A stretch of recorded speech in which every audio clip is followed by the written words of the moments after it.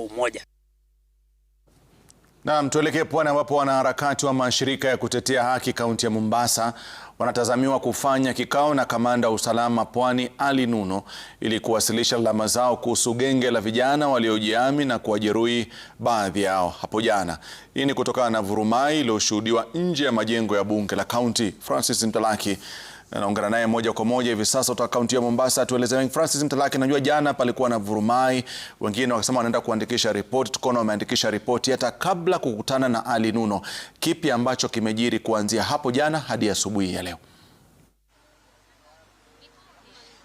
Na Rashid, kilichojiri kuanzia jana hadi wakati wa sasa ni kwamba kuna baadhi ya mazungumzo ambayo yamekuwa yakiendelea kati ya pande za watetezi wa haki, baadhi ya wanahabari pamoja na maafisa wa polisi, na ndiposa kamanda wa polisi eneo hili la Pwani Ali Nuno tayari amekwisha toa taarifa yake akiweza kulaani baadhi ya matukio ambayo yalifanyika hapo jana, vurumai ambayo ilishuhudiwa, pamoja na kusema kwamba tayari maafisa wa polisi wameunda kitengo hususan cha kuweza kufanya uchunguzi na kuweza kuhakikisha kwamba wale vijana ambao walikuwa wamejihami kwa rungu wameweza kukamatwa na mkono wa sheria, wameweza kuchukuliwa. Lakini hapa tupo nje ya hospitali moja katika kisiwa hiki cha Mombasa, ambapo mmoja wa wale ambao walijeruhiwa hapo jana naendelea kupokea matibabu, na nipo na baadhi ya mashirika ya kutetea haki. Labda nianze na Hussein, tueleze, mmeweza kumtizama aliyemo ndani hapa hospitalini, hali yake iko namna gani? Naam, tumeweza kumtizama kijana Omar Ahmed Omar ambaye yeye ni afisa wa shirika la Vocal Africa,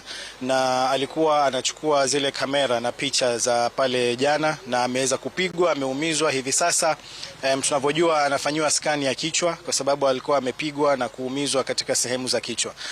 Vile vile tunalani hivyo vitendo ambavyo vilifanyika pale jana, pamoja na wanahabari.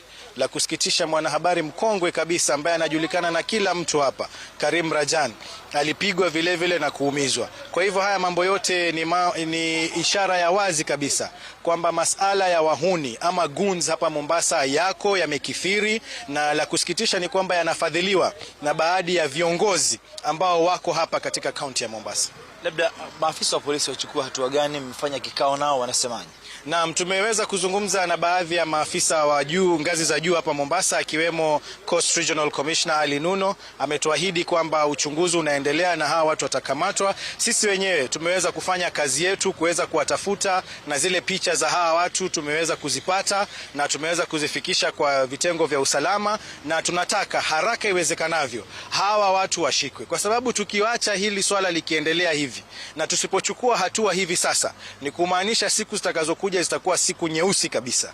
Kwa hivyo lazima hatua zichukuliwe. Wale vijana waliokubali kutumika na kuzua vurugu pale County Assembly lazima wachukuliwe hatua haraka iwezekanavyo. Kulikuwa pia na maafisa wa polisi pale, inatoa taswira gani?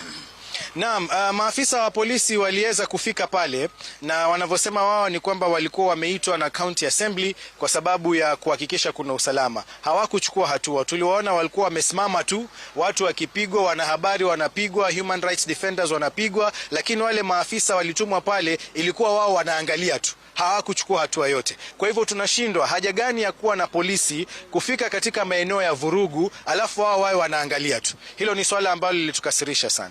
Asante. Soka pale, tuambie labda wewe maoni yako kuhusiana na sasa umeweza kumtizama mwenzenu anaendelea vipi, na kwa kifupi sana utueleze kwamba hatua mtakazochukua kutoka sasa. Naam, kihakika tuwasikitika sana masuala ya gunism. Tuwasema ilikuwa ni Nairobi, Kisumu, Nyeri, lakini sasa tuwaona Mombasa ndio inaongoza. Watu watoka hadharani parawanja mchana kupiga na kujeruhi, na polisi wanaangalia. Wenzetu hivi sasa wamelazwa, mwingine amelazwa kule Makadara, mmoja yuko hapa. Hali yake ndio tunashukuru Mwenyezi Mungu, ana respond, anaongea, lakini still haya yote ni criminally. Na siasa inakuja, kumbukeni, siasa inakuja. Sisi tutakuwaje mwaka ujao?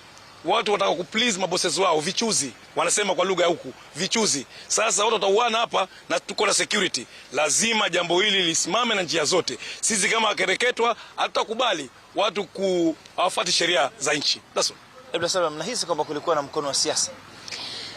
Ilikuwa wazi kwamba kulikuwa na wanasiasa ambao walikuwa wanahusika kwa masuala yale yaliyotokea jana, kwa sababu hata wakati tulipokuwa tunakuwa attacked, mmoja wapo nikiwa ni mimi na hivi sasa nafaa kuchukuliwa matibabu, ni jambo ambalo walikuwa tunaona wakiliangalia na kulishangilia kwa kina, kwa sababu walikuwa wamesimama hapo kando na they were not taking any action. So hii ni clear ya kuwa walikuwa wako pale kuhakikisha kuwa sisi tunafanyiwa vile walikuwa wanataka tufanyiwe. Kwa hivyo yes, kuna mkono wa kisiasa na tunajua kuwa wanasiasa are behind this. Tukimalizia, mwelekeo ni upi hasa katika yale masuala mlikuwa mnashinikiza? Muhimu sana kuweza ile mswada ambao labda mlikuwa mnataka aweze kutekelezwa. Kwa majina ni Mathias. Bado tutarudi kwa county assembly kupeleka ile petition ambayo tulikuwa tunapeleka, lakini ni jambo la huzuni sana kuona hata mwanamke anaweza kupigwa katika public office kama ile. So this is uncalled for and we want the police wachukue hatua yao za kisheria.